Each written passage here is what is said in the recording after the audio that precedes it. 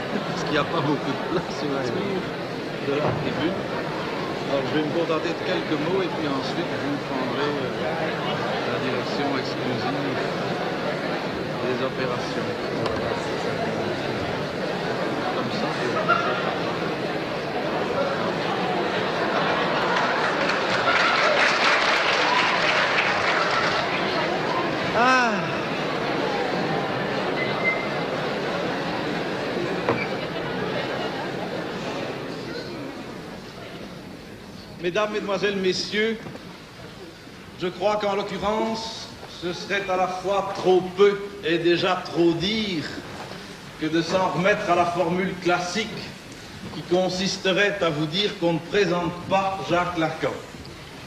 On le présente d'autant moins en l'occurrence que, comme vous avez pu voir, il a choisi, selon son style, tout à fait justement, comme on l'a vu sur les affiches, de parler sans déterminer d'avance, c'est-à-dire sans limiter d'avance son sujet et la manière, soit monologuante, soit dialogante, qu'il allait utiliser pour le traiter. Il y a quelques 15 ans que Jacques Lacan était venu à Louvain. Il avait parlé à l'époque dans une salle beaucoup plus petite et moins remplie à l'Institut supérieur de philosophie.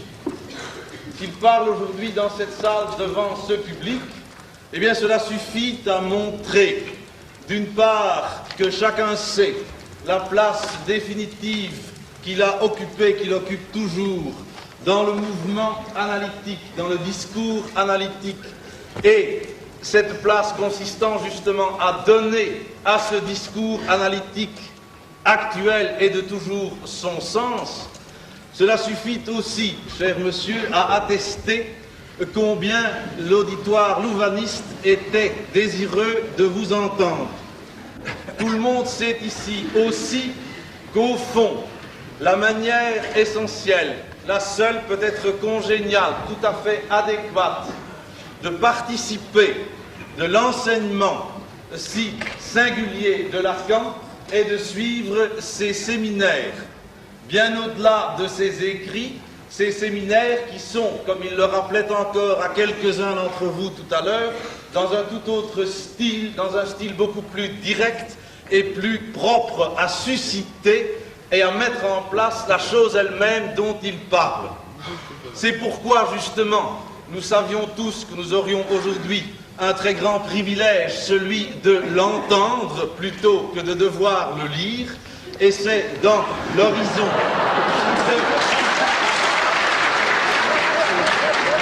cette constatation applaudie comme vous l'entendez, que je vous demande de prendre la parole. Puisque on a eu la bonté de me présenter, je vais entrer dans la difficile tâche de vous faire entendre ce soir, disons, quelque chose. Je serais reconnaissant aux personnes qui sont à la périphérie de me signaler de la façon qui leur conviendra, si on m'entend bien. Comme je n'aime pas énormément cette sorte d'ustensile, je l'ai mis sous ma cravate, mais si par hasard ça fait un obstacle, ayez la gentillesse de me le dire. On entend? On n'entend pas.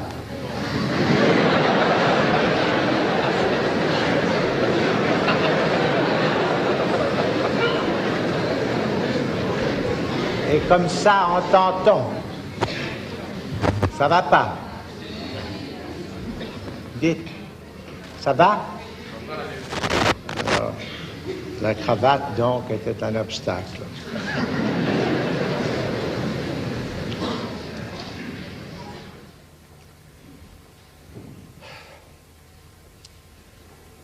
J'ai pris comme ça quelques notes sur un petit papier, parce que j'ai terminé avec les 25 ou 30 personnes qui ont eu la gentillesse de répondre à l'invitation de mes hôtes. J'étais tellement content, parce que ça m'arrive jamais, enfin, qu'on m'extrait 25 personnes avant pour que j'ai une idée d'à qui je vais parler. J'étais tellement content que je suis resté avec eux jusqu'à 6h30, alors que j'étais là depuis 4h. Et bien entendu, ça ne permet pas la préparation ce qu'on appelle une conférence.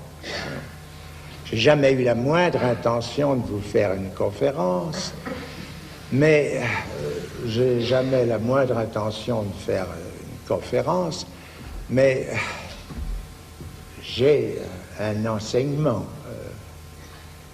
J'ai fait ça pendant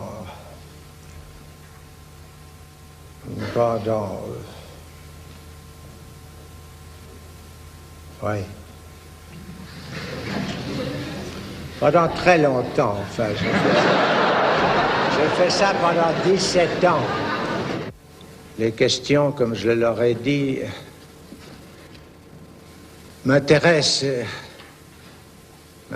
beaucoup. M'intéressent beaucoup en ceci que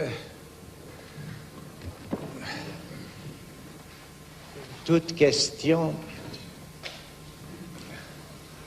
ne se fonde jamais que sur une réponse. C'est certain. On ne se pose de questions que là où on a déjà la réponse.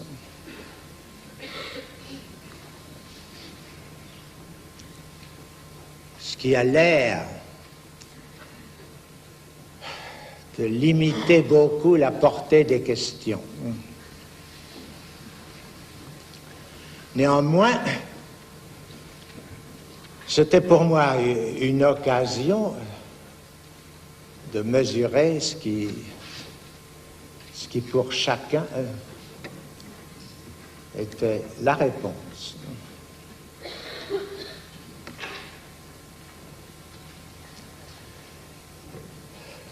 Évidemment, les réponses diffèrent pour chacun.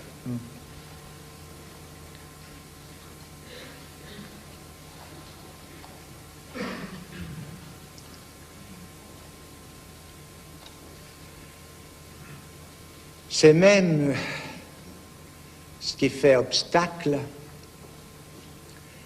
à ce que, si gentiment, on appelle la communication. Enfin, je vois que j'ai un auditoire. La communication, voilà des gens sympathiques. La communication, ça fait rire. Eh bien, c'est pour moi un très vif encouragement. Enfin, si vous en êtes déjà là,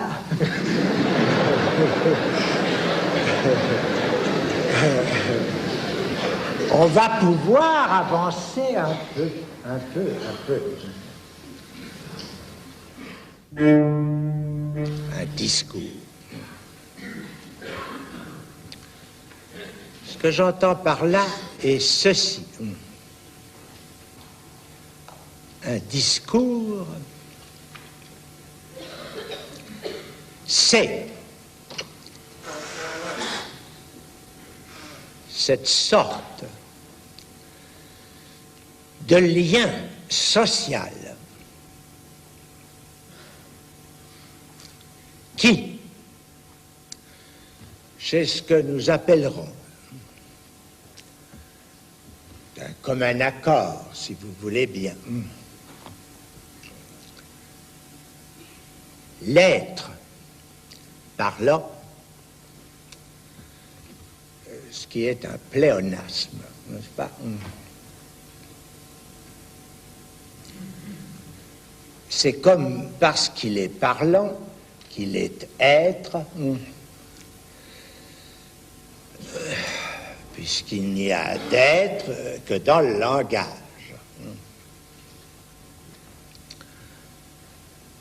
Alors, le parlant que vous êtes tous, enfin, du moins je le suppose, enfin, le parlant que vous êtes tous se croit être. Dans bien des cas, en tout cas dans celui-là, il suffit de se croire pour être en quelque façon. Le minimum qu'on puisse dire, c'est que tout ce qui s'édifie entre ces animaux dits humains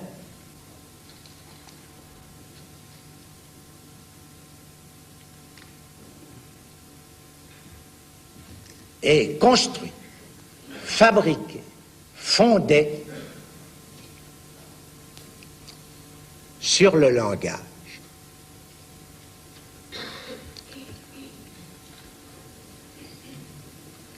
Ça ne veut pas dire que les autres animaux sociaux, enfin vous en avez bien sûr entendu parler, je sais pas, les petites fourmis, les abeilles et quelques autres exemples distingués sur lesquels, enfin, nous sommes penchés, comme on dit, parce que nous passons notre temps à nous pencher, nous autres,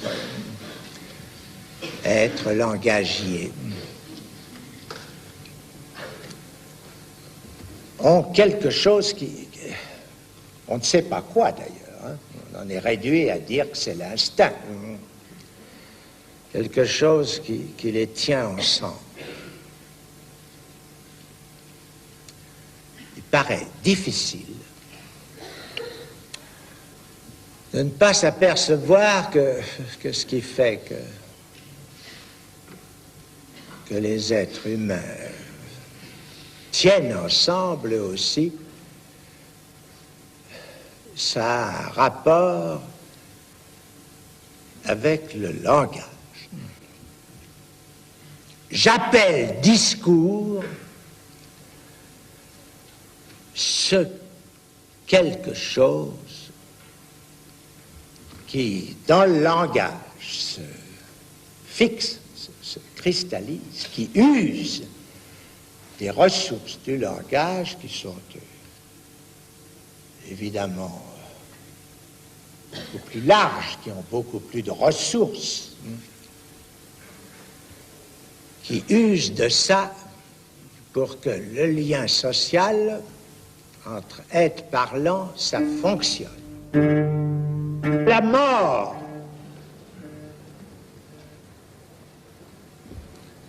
est du domaine de la foi. Vous avez bien raison de croire que vous allez mourir, bien sûr.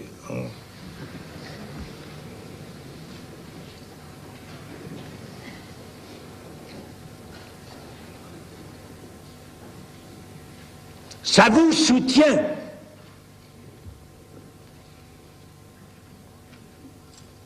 Si vous n'y croyez pas, est-ce que vous pourriez supporter la vie que vous avez?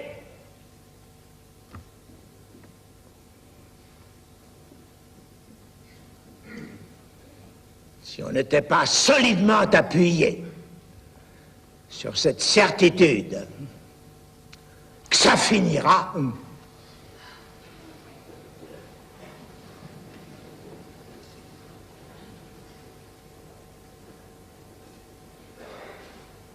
comment est-ce que vous pourriez supporter cette histoire?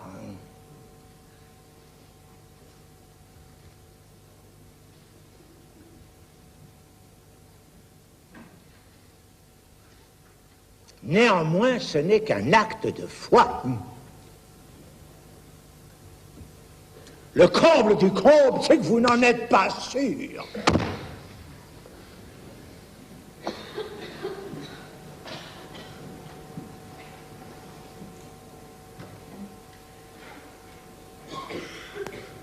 Pourquoi est-ce qu'il n'y en aurait pas un ou une qui vivrait jusqu'à 150 ans? Mais enfin, quand même,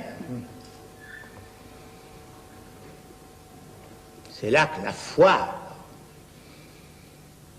reprend sa force. Alors, au milieu de ça, vous savez, ce que je vous dis là, moi, c'est parce que j'ai vu ça. Hein. Il y a une de mes patientes, il y a très longtemps, de sorte qu'elle n'en entendra plus parler. Hein. Sans ça, je ne raconterai pas son histoire. Elle a rêvé un jour comme ça que l'existence rejaillirait toujours d'elle-même. Le rêve pascalien, une infinité de vies, enfin, se succédant à elle-même, sans fin possible. Elle s'est réveillée presque folle.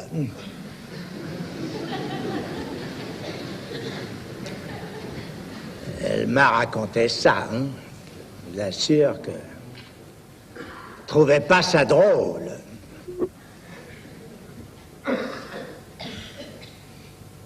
Seulement voilà.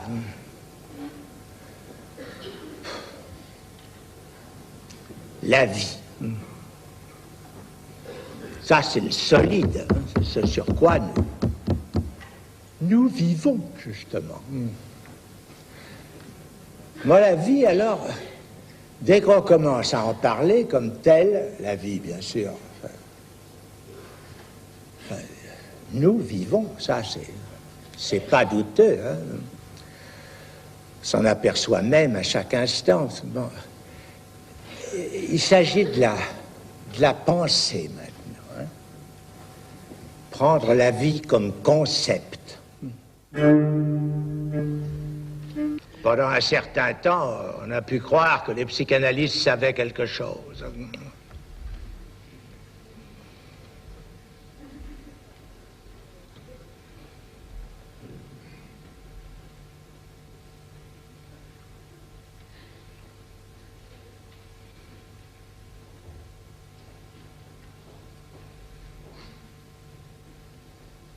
Mais ça n'est plus très répandu.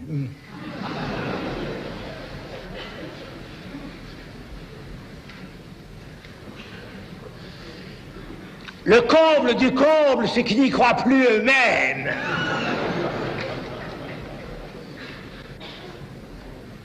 En quoi ils ont tort?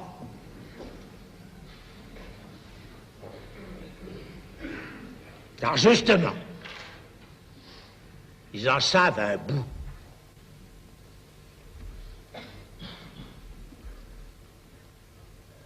Je moque exactement comme pour l'inconscient, dont c'est la véritable définition. Ils ne savent pas qu'ils le savent.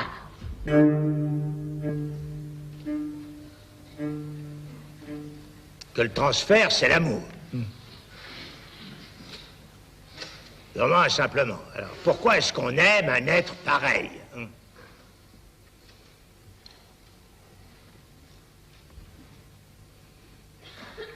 je laisse pour l'instant la question en suspens. J'en ai donné une formule, et c'est à propos du transfert que j'ai parlé dans des termes qui sont pleins de pièges. Comme d'habitude. Comme dans tout ce que je dis, bien sûr. Pourquoi dirais-je autre chose que ce dont il s'agit, justement, dans ce qu'il en est de l'inconscient?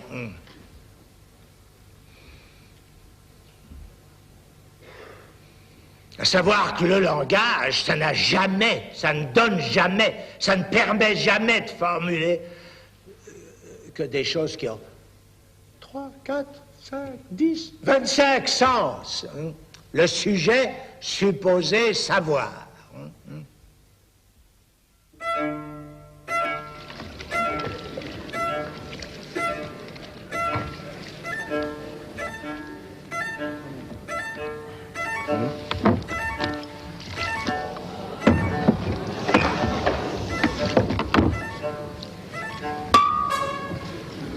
Moi, j'aurais pas dormi là. Oh, oui. Vous allez me brutaliser, mais je m'exprime à ma façon, comme ce monsieur. Est-ce que vous me comprenez? Oui, je comprends.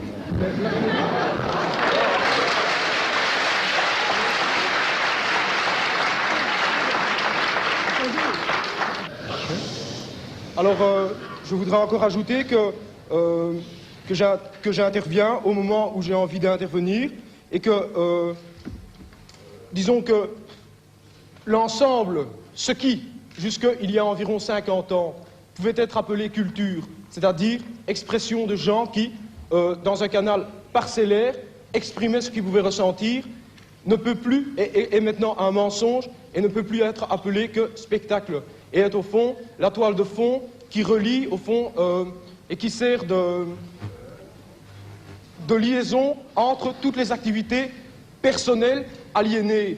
Au fond, si maintenant les gens qui sont ici se rassemblent à partir d'eux-mêmes et authentiquement veulent communiquer, ça sera sur des toutes autres bases et avec une toute autre perspective. Il est évident que ce n'est pas une chose qu'il faut attendre des étudiants qui sont par définition ceux qui, d'un côté, s'apprêtent à devenir les cadres donc, du système avec toutes leurs justifications et qui sont précisément le public qui, avec sa mauvaise conscience, va se repaître précisément des résidus des avant-gardes et du spectacle en décomposition. C'est pour ça que je choisis précisément ce moment pour venir m'amuser, quoi. Parce que si je vois, par exemple, des types qui s'expriment authentiquement quelque part, je ne vais pas précisément venir les ennuyer. Mais je choisis spécialement ce moment-ci, quoi. Ouais. Bon. Ouais. Je ne voulais pas que j'essaye d'expliquer la suite un peu. Quelle suite? Par rapport à ce que je viens... J'aimerais bien que vous me répondiez, par exemple. Oui, bien sûr, mais je vais vous répondre. Mettez-vous là, vous allez... Je vais vous répondre. Je vais vous répondre. Mettez-vous là, tranquille, là où vous étiez. Hein? Peut-être que j'ai quelque chose à vous répondre. Pourquoi pas? Hein? Vous voulez jouer aussi? Oui, c'est ça. Une très bonne idée. Bon. Alors, j'en étais au langage. J'en étais au langage. Si vous vous êtes, enfin, là, comme ça, exprimé, hein, devant ce public, qui en effet, est tout prêt à entendre, n'est-ce pas, ces déclarations insurrectionnelles. Mais qu'est-ce que vous voulez faire? Où je veux en venir? Oui, voilà. Oui. C'est la question, au fond, que les parents, les curés, les idéologues, les bureaucrates et les flics posent régulièrement aux gens comme moi, hein, oui. qui se multiplient, quoi. Hein. Oui. Je peux vous répondre, je vais faire une chose, c'est la révolution. Oui. Vous voyez? Il est clair que au moment où nous en sommes pour le moment, une de nos cibles préférées seront ces moments précis où des gens comme vous sont en train de venir, au fond, apporter à tous ces gens qui sont là la justification de leur misère quotidienne. Au fond, hein. C'est ça que vous faites, vous, hein? Ah, pas du tout. Ouais.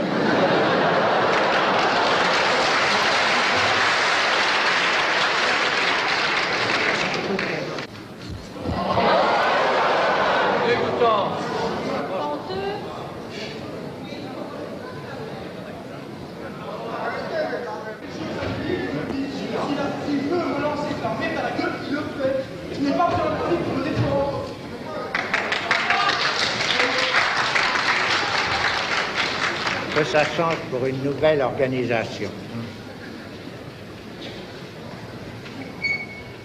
Cette organisation, c'est pas du tout exclu.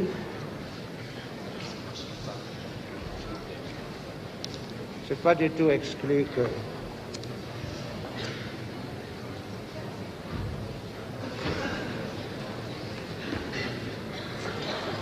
qu'on la voit naître.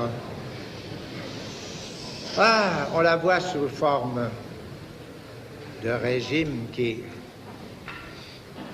s'intitule eux-mêmes, mon Dieu, pour ce qui est leur aspiration en effet suprême, n'est-ce pas?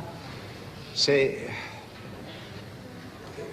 la totalité, enfin, c'est comme il vous disait l'instant, enfin, n'est-ce pas, qu'on y soit tous.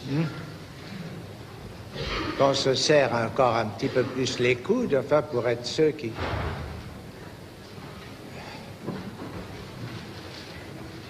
veulent quoi, enfin. Organisation, qu'est-ce que ça veut dire si ce n'est pas un nouvel ordre?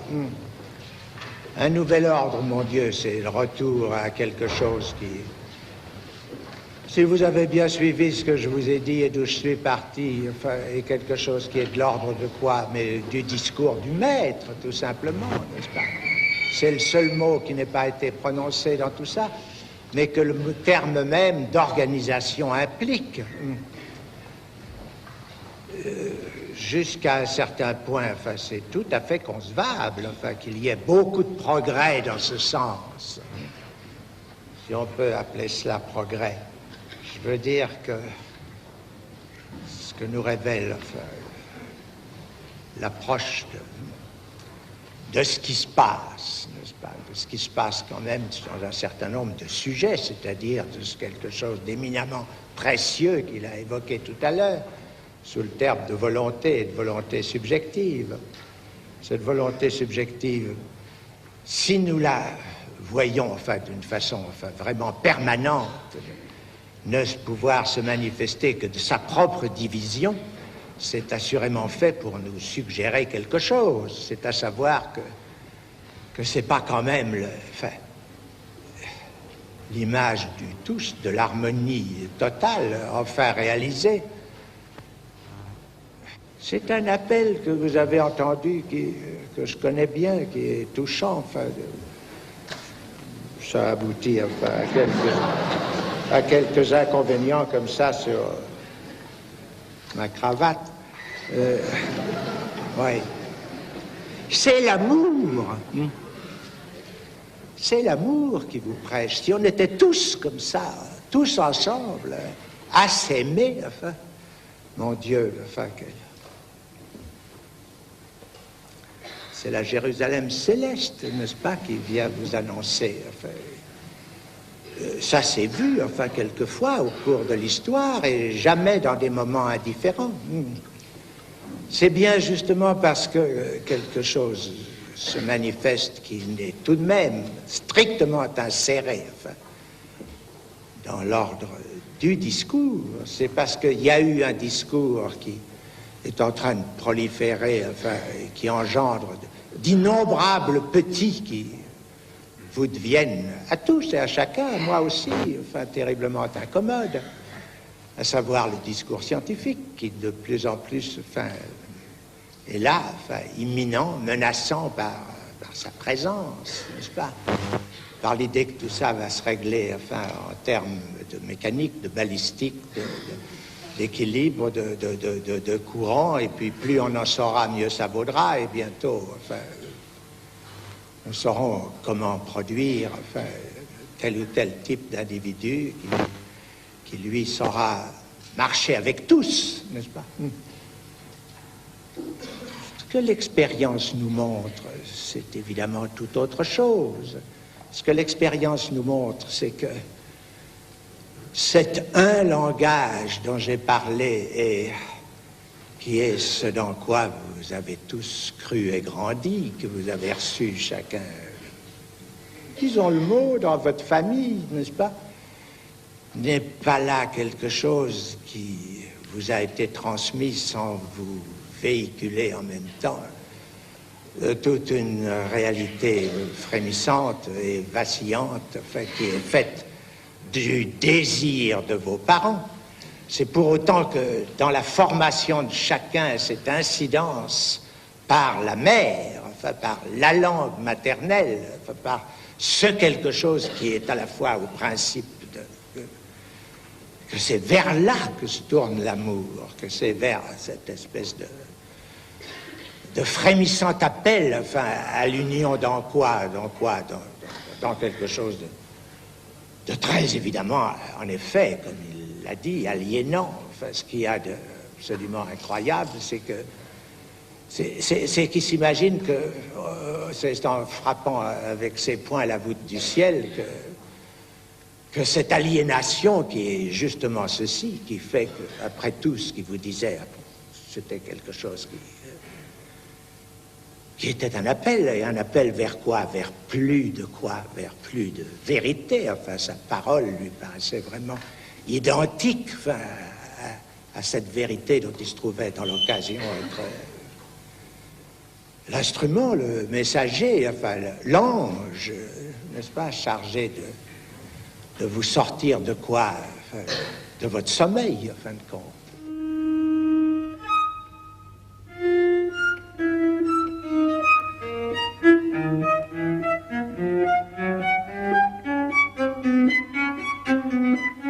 Si nous demandons à Jacques Lacan ce qu'est la psychanalyse, c'est parce que nous croyons qu'il est une des plus prestigieuses figures de la psychanalyse contemporaine. La psychanalyse est quelque chose dont l'existence commence à être connue par beaucoup de monde. L'expérience analytique, ce n'est certes pas moi qui l'ai inventée. C'est quelque chose qui s'est constitué selon ses voies. Ces voies n'ont peut-être pas toujours été les plus conformes à aller droit à leur but. Néanmoins, il y a quelque sorte de formes dans lesquelles elle s'est instituée, et ces formes, quoique très évidemment d'artifice, ce qui est commun à toute espèce d'expérience, n'est-ce pas, ont permis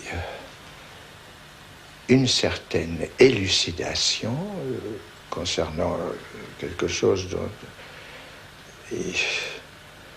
il ne suffit pas de dire, n'est-ce pas, qu'il s'agisse de troubles, qu'il s'agisse de malaise, quelque chose qui soit hautement significatif. C'est évidemment ce qui résulte de l'expérience analytique elle-même. À cet endroit, le fait qu'un public de plus en plus nombreux soit averti de la possibilité d'une telle expérience est quelque chose qui est la base à partir de laquelle je trouve avoir quelque chose à dire.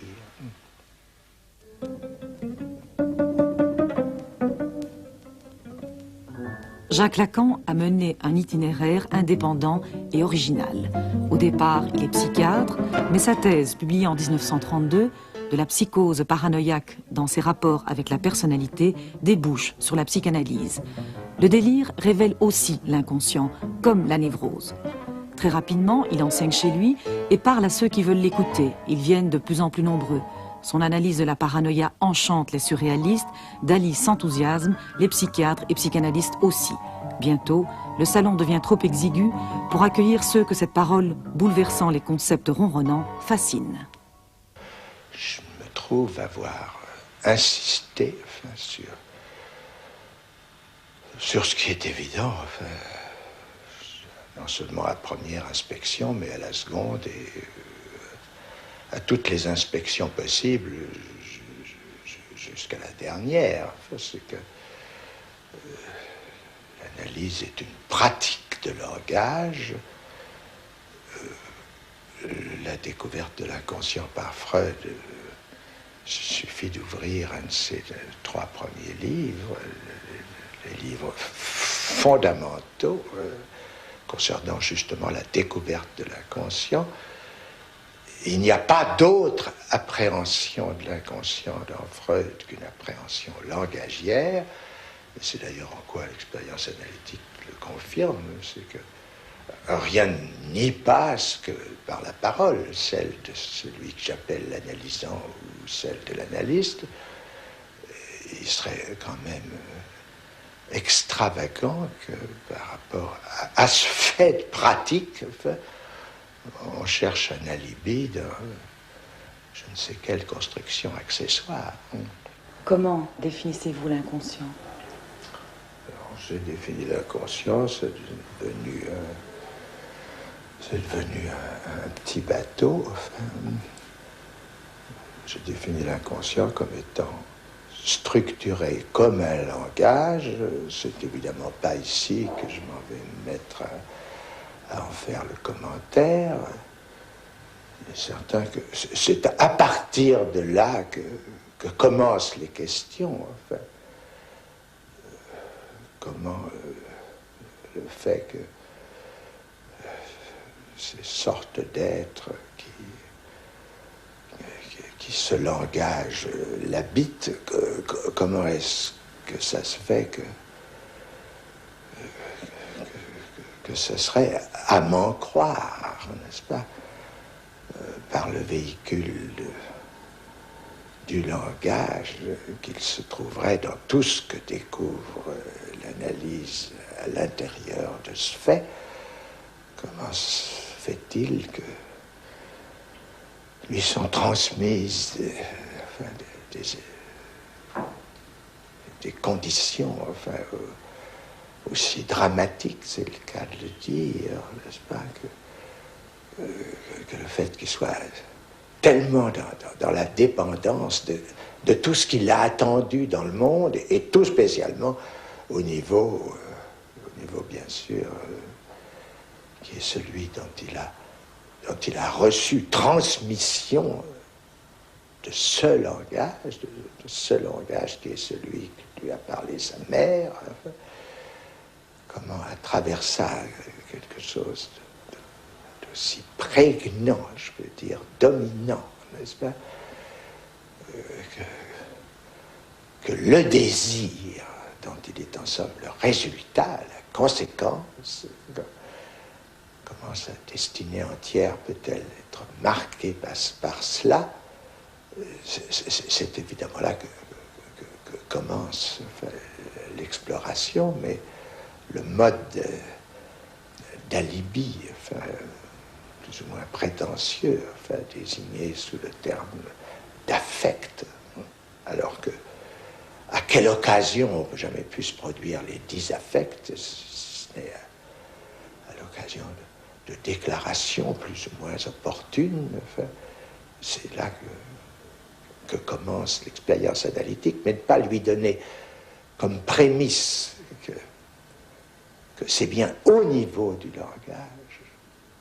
Quel problème? paraissait d'autant plus difficile de l'éviter qu'il ne s'agit pas là du tout d'une question théorique, mais d'une question qui emporte tout l'efficace de la pratique analytique. L'hôpital Sainte-Anne à Paris. La folie s'y trouvait enfermée. Le docteur Lacan s'intéresse à son discours. L'aliéné nous conduit là où on commence à prendre les choses au sérieux.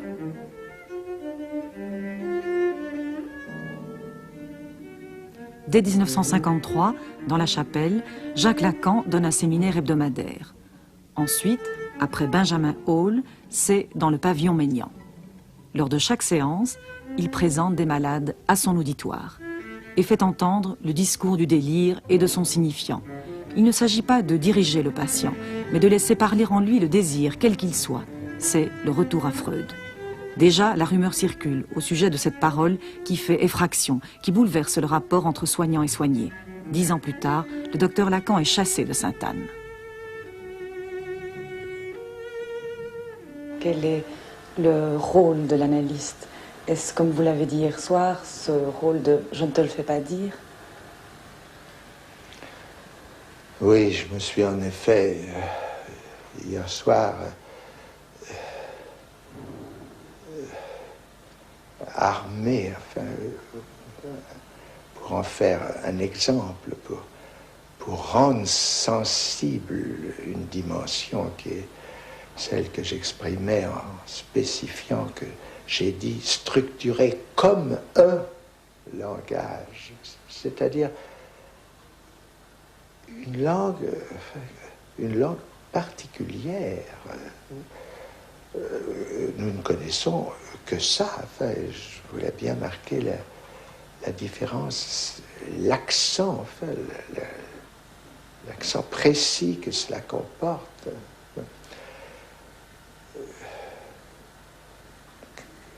Qu'après tout, on ne peut qu'en habiter une ou plusieurs, mais on ne peut qu'habiter certaines de ces langues.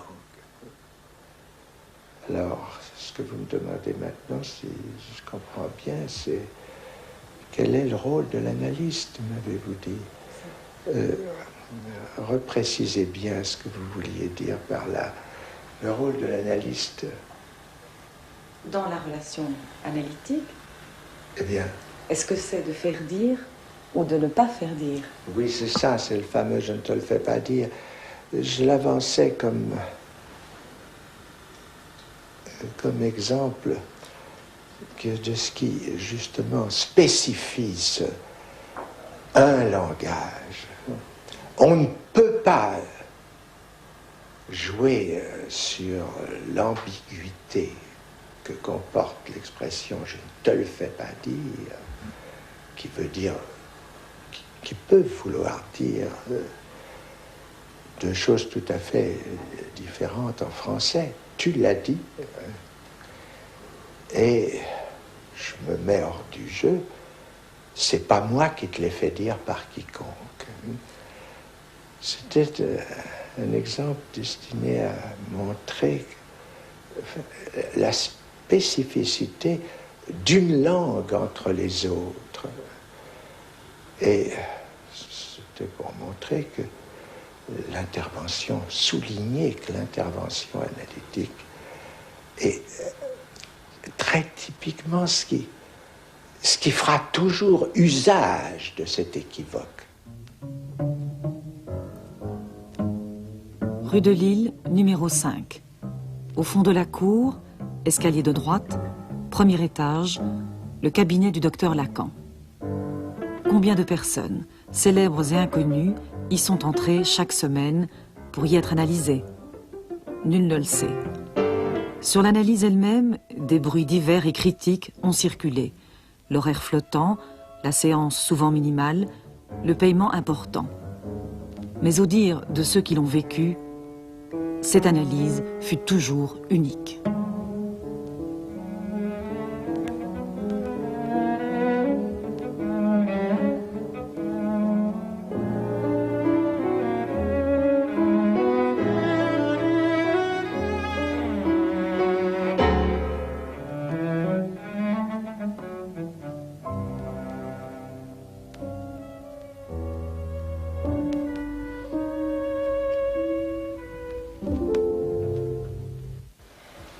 l'expérience analytique, il y a le transfert. Comment, en tant qu'analyste, vivez-vous cela? En tant que quoi? En tant qu'analyste. Oui. En tant qu'analyste, j'en ai l'expérience. Elle est toujours, même, j'ai pu le constater pour les analystes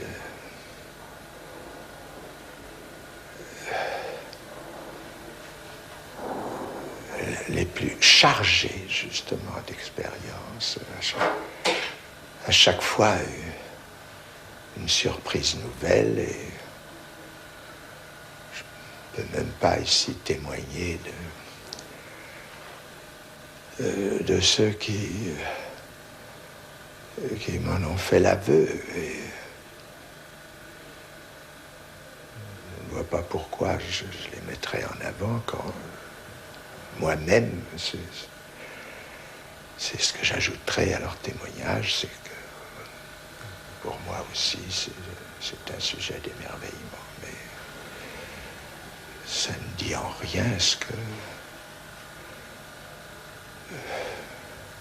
où chacun peut situer, enfin, cette manifestation si sensible et si étonnante à voir dans une expérience que j'ai définie à l'instant par quelque chose qu'on ne se méprenne pas. Ce n'est pas la diminuer que de dire qu'elle est marquée d'un certain nombre d'artifices. Ce n'est pas du tout une raison pour penser que le transfert est lui-même artifice. C'est bien sûr là où beaucoup d'analystes s'abriteront, dirais-je, parce que la vérité, la surprise n'est jamais sans provoquer aussi un effet de terreur. S'abriter derrière la motivation artificielle du transfert pour penser qu'après tout ce n'est qu'un artifice, c'est se mettre à l'abri de quelque chose qui, on le comprend, peut paraître lourd. Parce que comme Freud, lui, ne manquait pas de le regarder en face, il n'y a aucune distinction entre le transfert et l'amour. À partir de là, commence la question. Comment, en effet, une situation d'artifice peut-elle déterminer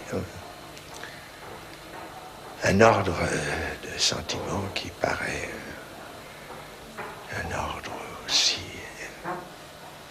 élevé dans l'ordre naturel que l'amour, je dois ajouter, car le transfert n'a pas que cette forme, il a aussi celui de la haine. Mais si l'analyse a démontré quelque chose, c'est le profond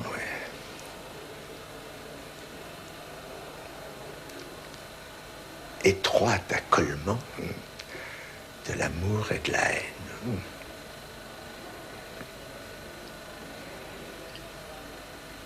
J'ai, je crois, le premier essayé de ce transfert d'une façon qui motive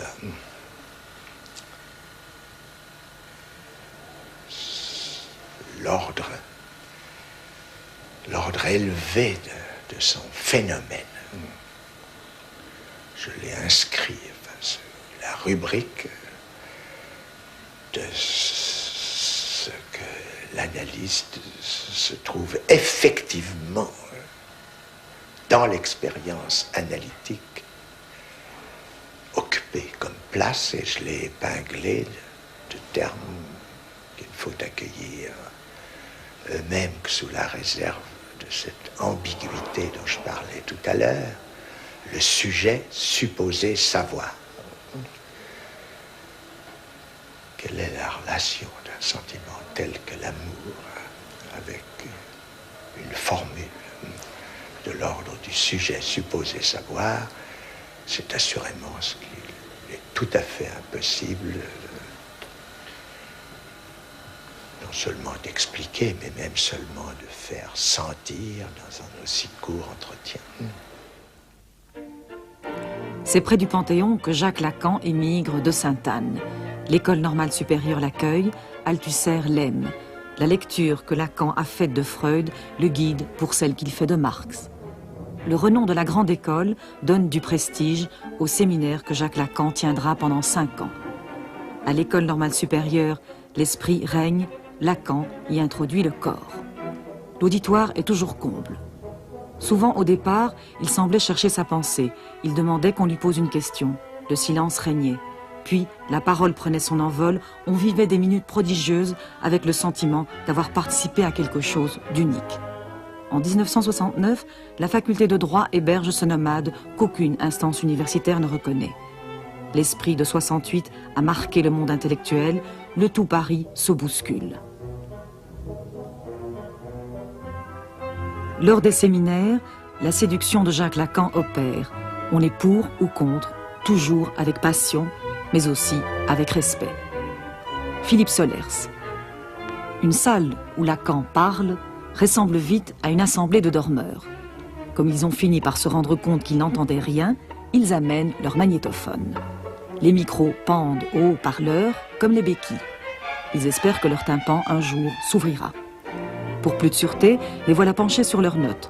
L'objet petit a, le grand autre, le S barré, le tort, le fil de la jouissance phallique, le signifiant maître viennent se bousculer sur les cahiers d'écoliers. Il n'y a pas de rapport sexuel. La femme n'existe pas. La femme n'est pas toute. Les formules négatives, verbalisées, répondent au schéma écrit, affirmé. Tout un art de la répétition, du piétinement, de l'effort mimé, de l'épuisement, du retour en force. Lacan, c'est de la lenteur ponctuée, du soupir, de la passion tortueuse, de l'envolée, de l'anecdote, de l'argot, de la moquerie, de l'insulte, du tonnerre intermittent, du pinaillage à n'en plus finir, de l'ennui massif, du mot d'esprit, du calembour et de la calembredaine, du sublime.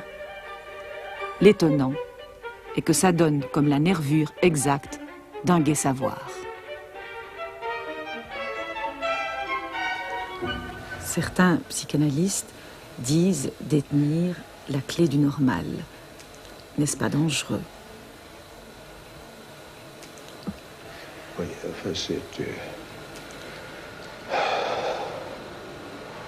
c'est une opinion, enfin, à la vérité tout à fait déplacée. Enfin, aucun analyste ne devrait, je ne dis pas. 3. Alors, non, ne recommencez pas toute l'affaire. Moi, j'étais à aucun analyste. Passons à moi. Allez. Aucun analyste ne peut s'autoriser, sous aucun angle, à parler du normal, de l'anormal non plus d'ailleurs. L'analyste en présence d'une demande d'analyse, à savoir s'il pense que cette demande d'analyse a forme propice à ce que le procès analytique s'engage, c'est le cas de le dire, enfin, cordonnier pas au-delà de la semelle, au nom de quoi l'analyste parlerait-il d'une norme quelconque, sinon, permettez-moi la plaisanterie, d'une mal-norme, d'une norme mal. Vous avez dit que la mort était un acte de foi, qu'il fallait y croire. Est-ce que l'analyse, il faut aussi y croire? Oui.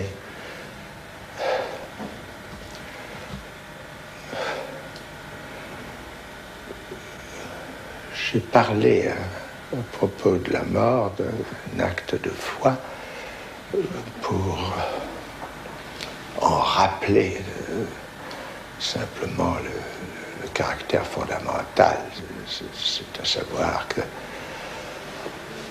qu'il se trouve pour ceux dont seulement nous, parmi les êtres vivants, nous pouvons porter un témoignage valable, le sentiment qu'ont ou n'ont pas les animaux de la mort. Littéralement, nous ne pouvons pas en savoir grand-chose, quoique il ne soit pas exclu que dans certains moments exceptionnels, nous puissions percevoir quelque chose de cet ordre. Je fais remarquer à ce propos combien serait insupportable, enfin, une vie qui ne limiterait aucunement cet horizon fondamental.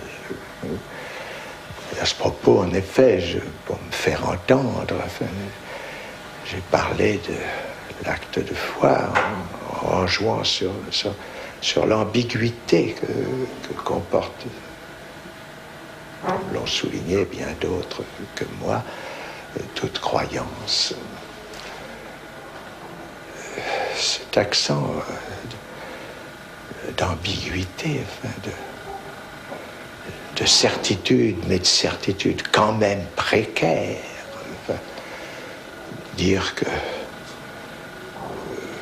pour entrer dans l'analyse, il faut y croire, il est bien clair que si peu que ce soit, du fait qu'on y entre, c'est qu'on y met au moins un certain espoir.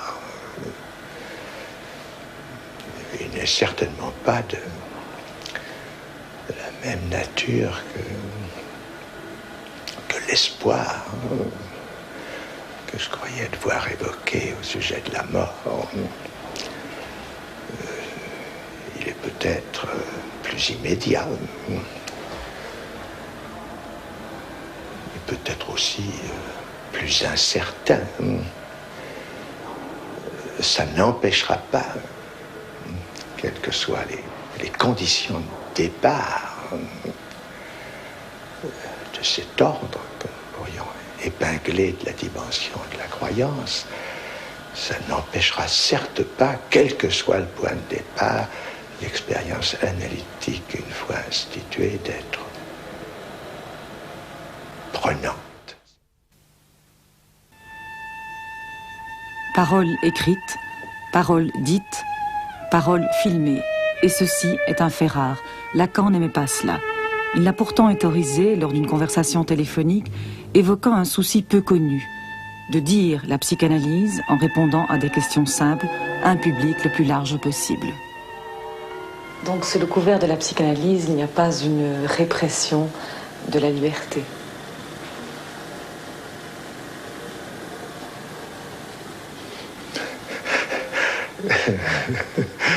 Et ces termes me font rire, enfin, oui. Je ne parle jamais de la liberté.